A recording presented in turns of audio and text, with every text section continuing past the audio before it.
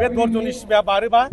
सैमा फाग्ला बादि खारबाबो गनाय नङा बेखौ गोसोआव लाखादों रुंगुल बर' जेसेबां सोरबा थेबास्रोन माबास्रोन जेसेबांनाखि आइटिसिएल दङ रावबो खारबाबो गनाय नङा जे खुगा बे खुगाया माने जेबो बेसेन गैया बिथाङा जे बाथ्राखौ बुंदोंमोन दा बिथाङा गावनो खालामनानै दिन्थिनो हायाखै बिथाङा बुंदोंमोन हाग्रामा महिलारि सरकार दायोबा हाग्रामानि गारियावनो बारसोमनानै थैनो होदोंमोन बिथाङा मानो दाबो खालामनो हादिया दिनै रायजोफोरखौ थगायदों बैसोमुथि दिनै माने लेन्ड मेला बानायदों रायजोफोरखौ थगायदों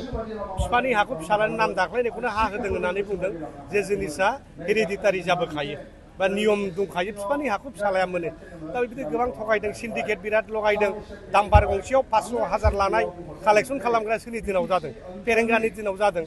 दिनै सन्दन दंफां फानखोमानाय सोरनि दिनाव जादों फेरेंगानि दिनाव जाजोबनाय बेखौ मिथियै रावबो गैया दिनै फेरेंगानि जे खुगा बे खुगाया माने जेबो बेसेन गैया बिथाङा जे बाथ्राखौ बुंदोंमोन दा बिथाङा गावनो खालामनानै दिन्थिनो हायाखै बिथाङा बुंदोंमन हाग्रामा महिलारि सरकार दायोबा हाग्रामानि गारियावनो बारसोमनानै थैनो होदोंमोन बिथाङा मानो दाबो खालामनो हादिया मानो खालामनो हादिया बे देखायदों दा फेरेंगानि खोथा बिथांनि खुगा जेबो मुल्य गैया बिथांमोना होनखादोंमोन जे हाग्रामानि सरकार फैबा बिटिसिआ असान्ति जागोन थारमाने असान्ति खालामग्राया फेरेंगानो जागोन बा इउपिपिएल सरकारा बा मानसिफ्रा जागोन बेखौ होननाय जादोंना जायाखै दा ओंखायनो बिथाङा बिथांनि खुगानि जेसेबांनाखि बाथ्रा ओंखारदों बे माने अनला खारियाव माने आगान थायै एंखोर बारियाव संख्रि फोरलानाय आदुवानि खियाव थाम्फैयाबो बाया होननाय बाथ्रा दं बर'आव बेबादिनो बेसलेस बिथांनि बुंनायजों रायजोआबो कनभिन्स जाया बिथाङा जायनि थाखाय थांनाय बाराव मोननै समस्थियाव गेलेसेयावबो मानो मोननैयावबो जेननांखो बेनो माने फोरमान खालामो आसाम बिधानसभा बिसायख'थिया थि खालार फोसावजायाखैबाबो बैसागोनि सिगांनो जानायनि साराखौ मोनदों बिपिएफ हिसाबै माबायदि थियारि जोंहा बिराद थियारि जोङो मैया 25 तारिखमोन जोङो दिसपुर सल' जात्रा आरम्भ खालामबाय गाबोनबो पर्बतझरायाव जागोन 1 तारिखआव क'क्राझाराव जागोन 3 तारिखआव चिराङाव जागोन दा बेबादिनो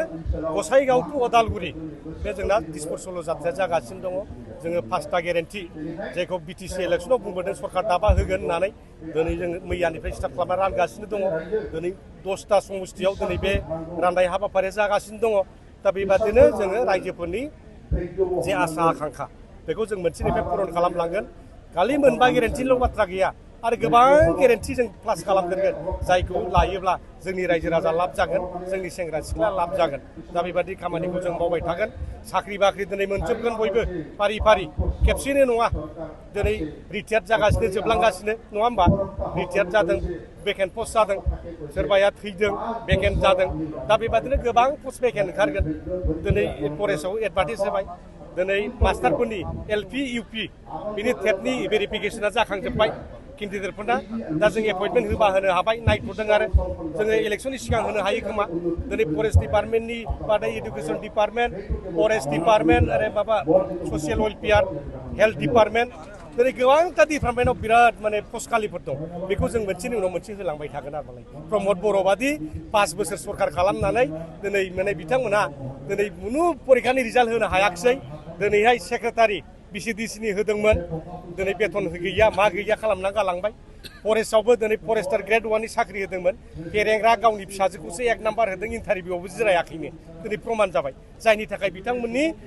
साख्रि होनायनि सायाव दिनै बेथन होनांगौना होनाङा बिनि जोङो इनकुवेरिसो खालामगासिनो दङ दा बिदि बिराद इलिगेल दिनै प्रमद बर' सरकाराव जालांदों फेरेंगानि दिनाव जालांदों दा बेबादिखौ जों लाय होआ जों मोनफानिफ्राय मोनफा नायगासिनो दङ साख्रिया जेनुइनबा जोङो बेथन होनायनि बेबस्थाखौ खालामो बे दा ओंखायनो गोबां खामानि जागासिनो दं आरो दिनैहाय जोंहा अनेकथा जोङो फाउन्डेसन स्टोन ले खालामबाय दिनै माबानि नामाव बिरसिलारायनि नामाव जुबिनदानि नामाव दिनै सुदाकान्त जायखौ भुपेन हाजरिका आङो बिनि नामावबो दिनै जागासिनो दं गोबां माने जायगायाव दिनै माने जों आदारशिला स्थापन खालामबाय दिनै डिजिटेल स्टुडिअ बेखौबो आरम्भ खालामबाय दिनै मोनबा जायगायाव दिनै हेन्डलुम एन्ड टेक्सटाइलनि प्रडाक्सन सेन्टार एन्ड मार्केटिं बिनि आदारशिला स्थापन जाबाय आरो टेन्डाराबो जाबाय कन्ट्रेक्टरा दिनै खामानिखौ स्टार्ट खालामसिगोन आरो मोनफ्रोमबो जिल्लायाव भेटेनारि माबाफोरनि दिनै रिपेयारिं खामानिफ्रा सोलिगासिनो दङ आरो दिनैहाय माने पिएचसि पाब्लिक हेल्थ इन्जिनियारिं बेवहाय लोंग्रा दैनि बेबस्था बिनि माखासे बेबस्थाफ्राबो दिनै सोलिगासिनो दङ रिपेयारिं खामफ्रा सोलिगासिनो दङ जेरावबो माने डेभेलपमेन्ट बिपिएफ माने डेभेलपमेन्ट पिस इउनिटि इन्टिग्रिटि प्रसपारिटि बेनो जाबाय BPF-नि मोन्थोर बेवहाय सोरबा दावराव खालामग्रा करापसन खालामग्रा मा खालामग्रा होनबा जेबो खामानि गैया खामानियासो दिन्थियो दिनै बिथांमोननि फाइलखौ जों गांफा गांफा चेक खालामगासिनो दं गासिबो इलिगेल जोब गाबोन जुदि जोङो बेवहाय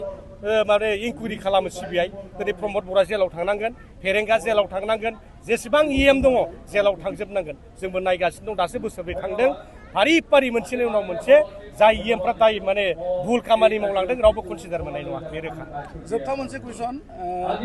UPPL ITCL-नि दैदेनगिरि रांगुल बर'आ माने समाजारि बिजोंनि गेजेरजों बुंदों BPF-नि दैदेनगिरिफ्रा